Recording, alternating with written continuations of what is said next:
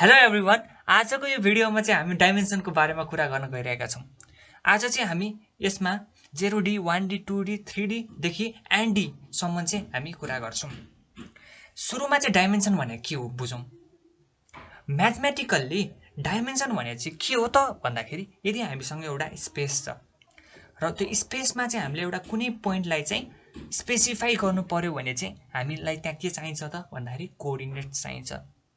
र जति number of minimum number of जति कोअर्डिनेट चाहिन्छ त्यति नै डाइमेन्सन हो भनेर भन्छौँ हामी है। अहिले एक्जाम्पलको लागि यदि हामीसँग चाहिँ एउटा 2D स्पेस थियो अरे अनि त्यहाँ चाहिँ हामीले एउटा पोइन्ट स्पेसिफाई गऱ्यौँ अरे है। यदि यो पोइन्ट हो भने अब हाम्रो यहाँ के छ, यो के हो त 2D हो है। 2Dमा के हुन्छ त, एउटा एक्स हुन्छ, अर्को वाइ कोअर्डिनेट हुन्छ है, अर्को के हुन्छ त वाइ कोअर्डिनेट हुन्छ। एउटा भनेको हाम्रो एक्स कोअर्डिनेट भयो, अर्को भनेको वाइ कोअर्डिनेट भयो। भनिसकेपछि यहाँ कतिवटा कोअर्डिनेट छ त, दुईटा। भनिसकेपछि हाम्रो यो 2Dमा चाहिँ एउटा पोइन्ट स्पेसिफाई गर्नको लागि हामीलाई कतिवटा कोअर्डिनेट चाहियो, दुईटा। भनेपछि यो के बुझ्यो त भन्दाखेरि यो चाहिँ 2 डाइमेन्सन हो भन्ने बुझ्यो है। त्यही नै हो है, नम्बर अफ कोअर्डिनेट्सले चाहिँ के डिटरमाइन गर्छ त भन्दाखेरि हाम्रो कति डाइमेन्सनको हो भनेर चाहिँ डिटरमाइन गर्छ। अब यति बुझिसकेपछि हामी अब नम्पाईमा चाहिँ के भन्छ त डाइमेन्सनलाई त्यो पनि बुझौँ है। नम्पाईमा चाहिँ हामी डाइमेन्सनलाई चाहिँ एक्सिस अथवा एक्सिस भन्छौँ है। अब यसमा हेर्ने हो भने के देख्छौँ त भन्दाखेरि हामीले यो चाहिँ एउटा डट हो अथवा पोइन्ट हो र डट अथवा पोइन्टमा चाहिँ के हुन्छ त भन्दाखेरि कुनै पनि डाइमेन्सनल एट्रिब्युट अथवा प्रपर्टी हुँदैन। अब यो डाइमेन्सनल एट्रिब्युट र प्रपर्टी भन्ने के हो त भन्दाखेरि हाम्रो जुन लेन्थ, हाइट, विड्थ हुन्छन् नि यिनीहरू नै हुन् र पोइन्टमा त्यो कुनै पनि प्रपर्टी हुँदैन है। र यसमा एउटा प्रपर्टी हुने भनेको के हो त, एउटा लोकेसन हो जुन चाहिँ डाइमेन्सनल प्रपर्टी होइन, डाइमेन्सनल एट्रिब्युट होइन। त्यही भएको कारणले गर्दाखेरि चाहिँ हाम्रो पोइन्ट भनेको चाहिँ के हो त भन्दाखेरि यो चाहिँ 0 डाइमेन्सनल हो है। यसलाई चाहिँ हामी स्केलर पनि भन्छौँ। त्यसै गरी अर्को छ 1D। 1Dलाई बुझौँ है त। 1Dलाई बुझ्दाखेरि चाहिँ के बुझौँ त भन्दाखेरि यो 0D को चाहिँ अब्जेक्टहरू मिलेर चाहिँ के भन्छन् त भन्दाखेरि 1D भन्छन्, 1D बन्छ। तर कसरी? अब यदि हामीसँग पोइन्ट पोइन्ट पोइन्ट टन्नै थियो भने के भन्छ त, एउटा पोइन्ट पोइन्ट पोइन्टहरू टन्नै थियो भने के भन्छ त, एउटा लाइन भन्छ। हो, यो लाइन भने के हो त, 1D हो है। किन भन्दाखेरि यसमा डाइमेन्सनल एट्रिब्युट चाहिँ के छ त त्यसो भए भन्दाखेरि यसमा चाहिँ हामी लेन्थ मेजर गर्न सक्छौँ, लेन्थ थाहा पाउन सक्छौँ है। त्यसै गरी अब 1D को अब्जेक्टहरू मिलेर के भन्छ त भन्दाखेरि 2D भन्छ, 2 डाइमेन्सनल भन्छ है। यसमा चाहिँ अब डाइमेन्सनल एट्रिब्युटहरू के छन् त भन्दाखेरि यसमा चाहिँ हाम्रो हाइट र विड्थ छ, हाइट र विड्थ छ र यसकै अब्जेक्टहरू मिलेर चाहिँ यो बनायो नि त है। त्यसै गरी अब यसलाई चाहिँ हामी अब 1Dलाई चाहिँ हामी के पनि भन्न सक्छौँ भन्दाखेरि भेक्टर भन्न सक्छौँ है। त्यसै गरी 2Dबाट मासतिर चाहिँ हामी के भन्छौँ त, म्याट्रिक्स पनि भन्छौँ है। त्यसो भए अब 3D चाहिँ कसरी बन्छ त, 3D पनि 2D कै अब्जेक्टहरू मिलेर के बन्छ त भन्दाखेरि 3D बन्छ। अब 3Dमा चाहिँ डाइमेन्सनल प्रपर्टिजहरू एट्रिब्युटहरू के छन् त भन्दाखेरि यसमा चाहिँ हामी लेन्थ, हाइट, विड्थ सबै देख्न सक्छौँ। 0 डाइमेन्सनमा हाम्रो के थियो त, डाइमेन्सनल एट्रिब्युटहरू के पनि थिएन। 1 डाइमेन्सनमा एउटा थियो, 2 डाइमेन्सनमा दुईटा थियो, 3 डाइमेन्सनमा तीनटा थियो। भनेपछि 4 डाइमेन्सनमा हाम्रो अर्को डाइमेन्सनल एट्रिब्युट थपिँदो रहेछ, 5Dमा अर्को रहेछ। त्यसै गरी एनडीमा पुग्दाखेरि एन्ड डाइमेन्सनल प्रपर्टीहरू चाहिँ थपिँदै जाँदो रहेछ है त। ल अब यति बुझिसकेपछि अब हामी डाइमेन्सनको बारेमा 0, 1, 2, 3 देखि एनडीसम्म बुझिसकेपछि चाहिँ अब हामी चाहिँ यसलाई इम्प्लिमेन्ट गरेर नि हेरौँ है। अब चाहिँ हामी के गरौँ त, सुरुमा चाहिँ जुपिटर ल्याब खोलौँ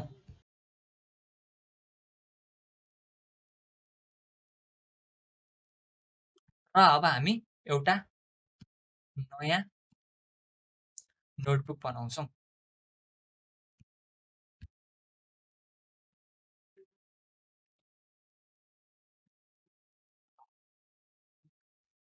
अब चाहिँ हामी सुरुमा चाहिँ नम्पाईलाई चाहिँ इम्पोर्ट गरौँ है त। ल हामीले नम्पाईलाई इम्पोर्ट गरिसकेका छौँ र गरिसकेपछि अब हामी नम्पाईमा एरे कसरी बनाउँथौँ त भन्दाखेरि हामी सिम्पल के गर्थ्यौँ त np डट एरे गर्थ्यौँ, यति गर्थ्यौँ। अब हामी सुरुमा चाहिँ 0 डाइमेन्सन कसरी बनाउने र डाइमेन्सन कसरी चेक गर्ने र यो एरे हो कि होइन कसरी भेरिफाई गर्ने त्यो पनि हेरौँ है त। हिजोको भिडियोमा नि हामीले भेरिफाई एरे हो कि होइन भनेर चेक गर्नको लागि के गर्ने भनेर हेरिसकेका छौँ, तर यो भिडियोमा पनि हामी फेरि कसरी गर्ने रहेछ भनेर नि हेर्छौँ है त। अब सिम्पल हामीले यहाँ 2 हाल्थ्यौँ रे, 2 हालेर मैले अब यसलाई चाहिँ एउटा एमा असाइन गर्थेँ अरे र मैले ए प्रिन्ट गरेँ भने के देख्छु त भन्दाखेरि 2 देख्छु र यसको डाइमेन्सन चेक गर्नको लागि चाहिँ हामीसँग के छ त भन्दाखेरि एन्डिम भन्ने छ, सरी एन्डिम है, एन्डिम भन्ने छ। त्यो गर्दा के देख्छौँ त भन्दाखेरि 0 देख्छौँ। अब यसको डाइमेन्सन के देख्यो त 0 देख्यो है। अब यसको टाइप के हो त एनडी एरे। अब हामीले टाइप हेर्दाखेरि के देख्यौँ त भन्दाखेरि एनडी एरे देख्यौँ र यो नम्बर अफ डाइमेन्सन र आइटम एरेको आइटम चाहिँ केले डिफाइन गर्छ अथवा केले डिटरमाइन गर्छ त भन्दाखेरि हाम्रो एरेको सेपले, जुन चाहिँ केमा हुन्छ त भन्दा एउटा टपल फर्ममा हुन्छ, जसले चाहिँ के रिटर्न गर्छ त भन्दाखेरि नन नेगेटिभ इन्टिजर रिटर्न गर्छ। त्यसले नै हामीलाई के स्पेसिफाई गर्छ त भन्दाखेरि साइज अफ द डाइमेन्सन। र यसको हामी सेप हेर्ने हो भने के देख्छौँ त भन्दाखेरि केही पनि देख्दैनौँ, अहिले यहाँ ब्र्याकेट मात्र देख्छौँ। किन भन्दाखेरि हाम्रो 0 डाइमेन्सनमा हाम्रो सेप के हुन्छ त, हाम्रो कुनै पनि सेप हुँदैन। अब सेप चाहिँ के को आधारमा डिटरमाइन गरिन्छ त भन्दाखेरि अब रो कोलम होइन एक्सिसको आधारमा डिटरमाइन गरिन्छ नि, जे एक्स एक्सिस वाइ एक्सिस भने जस्तै एक्सिसको आधारमा डिटरमाइन गरिन्छ र हामीसँग चाहिँ 0 डाइमेन्सनमा कुनै पनि एक्सिस हुँदैन। किन भन्दाखेरि 0 डाइमेन्सन हुँदाखेरि कतै पनि मुभ गर्न सकिँदैन। 0 डाइमेन्सन हुँदाखेरि एउटा पोइन्ट हो, पोइन्टमा कतै पनि मुभ हुन सकिँदैन। त्यही भएको कारणले गर्दाखेरि चाहिँ हाम्रो सेप चाहिँ के हुन्छ त भन्दाखेरि ब्ल्याङ्क नै हुन्छ। अब यसपछि चाहिँ हामी के हेरौँ त भन्दाखेरि 1 डाइमेन्सन एरे कसरी बनाउनु त है। ल अब यसको चाहिँ हामी डाइमेन्सन चेक गर्ने हो भने के देख्छौँ त 1 देख्छौँ। अब यो डाइमेन्सन कसरी बनाउनु त, 1 डाइमेन्सन कसरी बनाउने, 2 डाइमेन्सन कसरी बनाउने, 3 डाइमेन्सन कसरी बनाउने एकचोटि यहाँ हेरौँ है त। त्यसको लागि चाहिँ कसरी बुझ्दाखेरि सजिलो हुन्छ भन्दाखेरि हामीले np डट एरे, np डट एरे पछि हामीले यहाँ के गर्यौँ त भन्दाखेरि ब्र्याकेट दियौँ एउटा है। यो ब्र्याकेटलाई चाहिँ नहेर्नु होला है, यसलाई र यसलाई चाहिँ नहेर्नु होला, योभन्दा भित्रकोलाई हेर्नु है। भित्रकोलाई हेर्नुहोस्, यहाँ के छ त एउटा ब्र्याकेट छ, त्यसपछि फर्स्ट इलिमेन्ट छ, सेकेन्ड इलिमेन्ट छ, थर्ड इलिमेन्ट छ र यहाँ फर्स्ट इलिमेन्ट भन्दा अगाडि हामीसँग कतिवटा ब्र्याकेट छ त एउटा है, एउटा हो।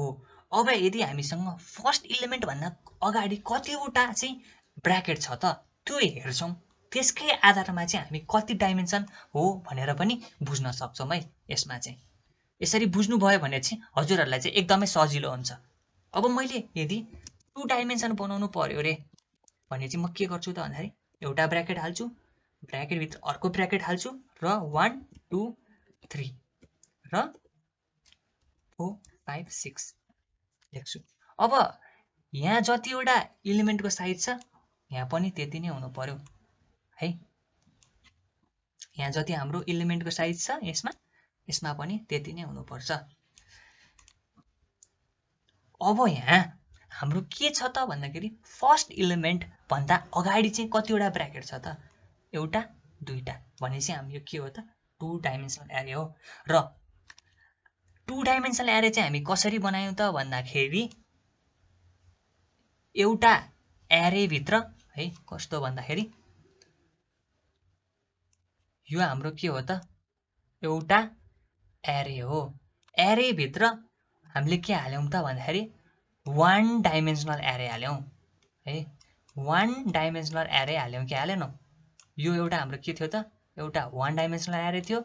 अनि फेरि अर्को हामीले के हाल्यौं त भन्दाखेरि यो पनि एउटा के हो त? 1 डाइमेन्सनल एरे नै हो।